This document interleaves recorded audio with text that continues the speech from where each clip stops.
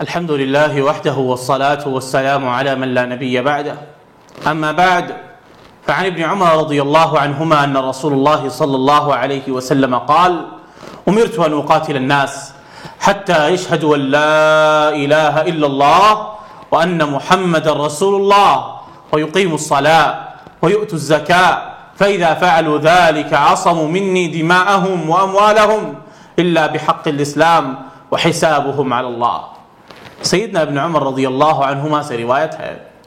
کہ رسول اللہ صلی اللہ علیہ وسلم نے فرمایا: مجھے حکم دیا گیا ہے کہ میں لوگوں سے جنگ کرتا رہوں یہاں تک کہ وہ گواہی دے دیں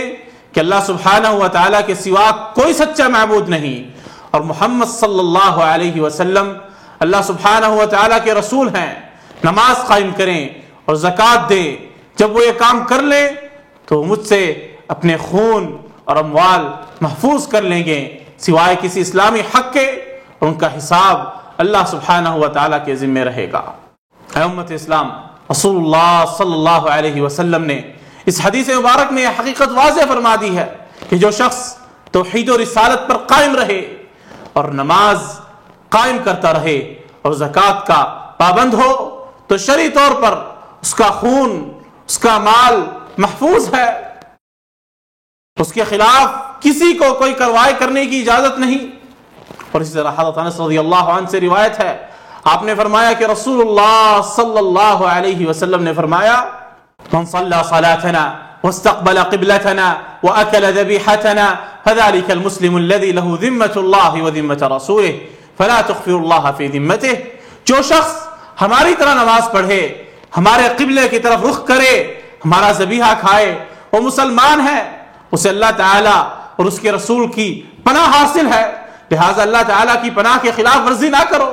اے امت اسلام، ان احادیث سے یہ بات ظاہر ہو جاتی ہے کہ ہم شریعت میں ظواہر کے پابند ہیں۔ ہمیں اسلام نے یہ اجازت نہیں دی کہ ہم لوگوں کی تنظیموں کے ساتھ مل کر تکفیر شروع کر دیں،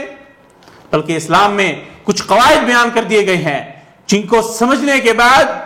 اہل علم فتویٰ دے سکتے ہیں، نہ کہ ہر بندہ اٹھ کر اپنی مرضی سے اپنی دشمنی نکالنے کے لیے، اپنا بدلہ لینے کے لیے کسی کے اوپر جو مرضی فتویٰ لگا دے۔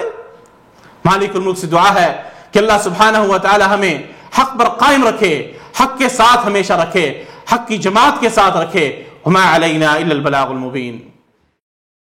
ہر لمحہ قرآن اور سنت کا ترجمان، فضیلت الشیخ توصیف الرحمان۔